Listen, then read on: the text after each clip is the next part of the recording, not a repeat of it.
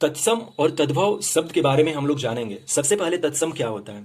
तत्सम का मतलब होता है, यदि हम इसका संधि विच्छेद करें तो तत् प्लस सम, तत्सम। इसका अर्थ होता है उसके समान। उसके समान का मतलब संस्कृत के समान। शब्द जो संस्कृत से सीधे आए हैं और आज भी उसी रूप में प्रयोग किए जा रहे हैं, उन्हें तत्सम शब्द कहते हैं। जैसे पुत्र, सूर्य, वायु, अग्नि, ये सब तत्सम शब्द हो जाएंगे। तद्भव शब्द, इसका यदि संधि विच्छेद करें तो तत् प्लस भव, इसका अर्थ होता है उससे होने वाला। उससे होने वाले का मतलब संस्कृत से होने वाला। और तत्सम का मतलब होता है उसके समान, यानी कि संस्कृत के समान। और तद्भव का मतलब है संस्कृत से होने वाला। ऐसे शब्द जो संस्कृत से ही निकले हैं पर आज उनका स्वरूप बदल गया है। यहां पर मार्क करने वाला शब्द है संस्कृत से निकले हुए हैं। ऐसा नहीं कि ये फारसी या अरबी से निकले हुए शब्द को हम तद्भव कहेंगे।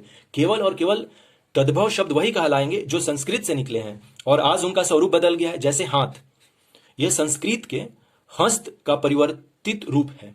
हस्त जो है वो संस्कृत हो गया और हाथ जो है वो तद्भव शब्द हो गया। तो हस्त क्या हो गया? तत्सम शब्द हो गया। अब हम लोग देखते हैं तत्सम व तद्भव शब्दों के पहचानने के नियम। कुछ नियम हम लोग देखते हैं जिससे कि बिल्कुल क्लियर हो जाएगा, क्रिस्टल क्लियर। नियम पहला कहता है कि सामान्यतः तत्सम में व वर्ण होता है। जैसे वर्षा व है, और जब ये तद्भव होगा तो ब बन जाएगा, यानी कि ये बरसात बन जाएगा। विवाह तत्सम है और ब जब लग जाएगा तो ये बन जाएगा तद्भव, ब्याह।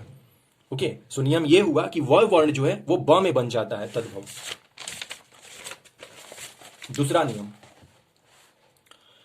जो छ है, क्षत्रिय वाला छ का प्रयोग तत्सम के लिए होता है।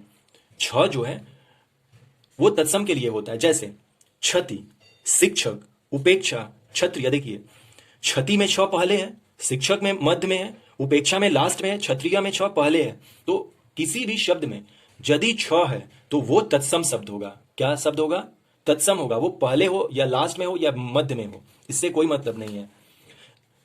नियम 3 ये कहता है कि री जो है, री का प्रयोग तत्सम शब्दों में किया जाता है। जैसे कि छ, ये जो क्षत्रिय वाला छ जो है इसका प्रयोग हम लोग तत्सम में करते हैं, उसी तरह से री का प्रयोग तत्सम शब्दों में होता है। जैसे तत्सम शब्द में घृत, ये जो ऐसे वाला किया जाता है ये री को रिप्रेजेंट करता है और ये वाला र को रिप्रेजेंट करता है। जब हम लोग श्रृंगार में र ऐसे नहीं लगता है, श्रृंगार ये सही है इसका लिखने का। अभी जस्ट हम लोग बात करते हैं। घृत जो है तत्सम है और यह घी बन के तद्भव हो जाता है।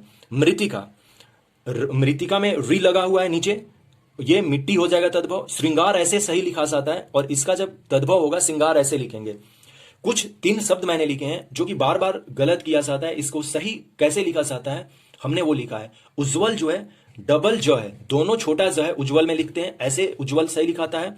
अतिशयोक्ति ऐसे लिखते हैं, ये पूरा सा होता है अतिशयोक्ति। देख लीजिए इसका स्पेलिंग कैसे है। श्रृंगार ऐसे लिखा जाता है, 100% ये सही है। और इसके द्वारा और किसी तरह का श्रृंगार लिखा गया है तो गलत है। ओके, और ये तो तद्भव हो गया श्रृंगार का।